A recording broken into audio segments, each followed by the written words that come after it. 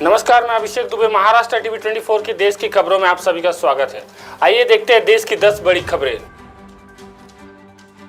महाराष्ट्र में चुनावी शोर के बीच नेताओं के बीच जुबानी जंग भी जारी है। इस बीच उद्धव ठाकरे के बेटे और शिवसेना यूबीटी नेता आदित्य ठाकरे ने महायुति सरकार को घेरा है। उन्होंने सीएम एकनाथ शिंदे और डिप्टी सीएम देवेंद्र फडणवीस को निशाने पर लेते हुए युवाओं की बेरोजगारी पर सवाल खड़े किए। उन्होंने यह भी कहा कि बीजेपी का हिंदुत्व सिर्फ चुनावी है। महाराष्ट्र में विधानसभा चुनाव को लेकर सभी पार्टियां अपनी ताकत झोंकने में जुटी है। चुनाव के मद्देनजर नेताओं के बीच एक दूसरे पर तीखे हमले किए जा रहे हैं। प्रचार के दौरान विवादास्पद और अभद्र भाषा का इस्तेमाल भी किया जा रहा है। इसी क्रम में वंचित बहुजन आघाड़ी के प्रमुख प्रकाश आंबेडकर ने कांग्रेस को निशाने पर लेते हुए राहुल गांधी के लिए अपशब्द का इस्तेमाल किया है। महाराष्ट्र के पूर्व मंत्री और एनसीपी नेता बाबा सिद्दीकी की हत्या मामले में 5 और लोगों को गिरफ्तार किया गया है। इस मामले में रविवार 10 नवंबर को शूटर शिव कुमार और उसे पनाह देने वाले को गिरफ्तार किया गया है। एसटीएफ उत्तर प्रदेश और मुंबई क्राइम ब्रांच की ज्वाइंट टीम ने इस शूटर को दबोचा है। पुलिस ने इसे नानापारा बहराइच से पकड़ा है।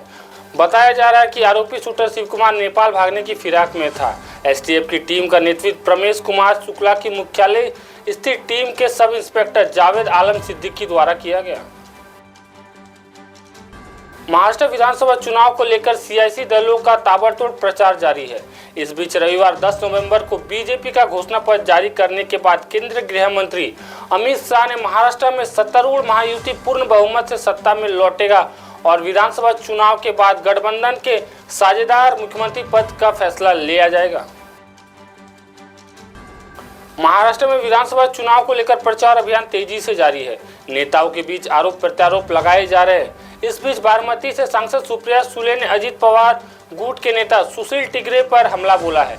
उन्होंने कहा कि सुनील टिगरे ने उनके पिता और एनसीपी प्रमुख शरद पवार को कानूनी नोटिस भेजा है, जिसमें Pune pores car hit and run case में बदनाम न करने की चेतावनी दी है। महाराष्ट्र की सभी 288 विधानसभा सीटों पर एक ही चरण में 20 नवंबर को वोटिंग होने वाली है। उससे पहले महाविकास आघाड़ी में शामिल कांग्रेस ने बागी उम्मीदवारों पर बड़ा एक्शन लिया है। प्रदेश कांग्रेस अध्यक्ष नाना पटोले ने 6 निर्वाचन क्षेत्रों से 7 और बागी उम्मीदवारों को निलंबित किया है। उत्तर प्रदेश की 9 सीटों पर होने वाले उपचुनाव में मुख्यमंत्री योगी आदित्यनाथ के बटेंगे तो कटेंगे नारे के बाद अब बहुजन समाज पार्टी ने नया नारा दिया है, जिसमें कहा कि बीएसपी से जुड़ेंगे तो आगे बढ़ेंगे व सुरक्षित भी रहेंगे। लखनऊ में बसपा दफ्तर के आगे इसका बड़ा पोस्टर लगाया गया है, जिसके जरिए बीजेपी और समाजवादी पार्टी दोनों को जवाब देने की कोशिश की गई है। महाराष्ट्र विधानसभा चुनाव को लेकर राज्य में सियासी पारा बढ़ा हुआ है। औरंगाबाद में ऑल इंडिया मजलिस ए इत्तेहादुल मुस्लिमीन के अध्यक्ष और हैदराबाद से सांसद असदुद्दीन ओवैसी का देवेंद्र फडणवीस पर जोरदार हमला किया। ओवैसी ने कहा, फडणवीस, मोदी और अमित शाह मिल के बैठ भी गए तो भी मेरा मुकाबला नहीं कर सकते। कनाडा के ब्रैम्पटन स्थित हिंदू सभा मंदिर को निशाना बनाने और श्रद्धालुओं से मारपीट की घटना का भारत में जमकर विरोध हो रहा है। दिल्ली में कनाडा उच्चायोग के बाहर हिंदू सिख ग्लोबल फोरम ने रविवार प्रदर्शन किया। बड़ी संख्या में फोरम के सदस्य इकट्ठा होकर कनाडा उच्चायोग की तरफ बढ़ने लगे। प्रदर्शन को देखते हुए भारी संख्या में Delhi police rapid action force की टीम तैनात थी। सुरक्षा व्यवस्था संभालने के लिए 3 मूर्ति चौक और चाणक्यपुरी तक जवान तैनात थे। सीएम अतिशी की अध्यक्षता में दिल्ली सचिवालय में कैबिनेट की 10 नवंबर को अहम बैठक बुलाई गई।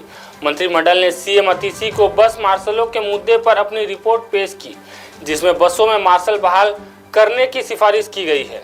बताया जा रहा है कि 10,000 मार्शल दोबारा बसों में लगाए जाएंगे। इससे जुड़ा प्रस्ताव अब उपराज्यपाल वीके सक्सेना को भेजा जाएगा। फिलहाल देश की खबरों में इतना ही। वक्त तो चला एक छोटे से ब्रेक का। ब्रेक के बाद फिर मिलेंगे, तब तक देखते रहे महाराष्ट्र टीवी 24। नमस्कार।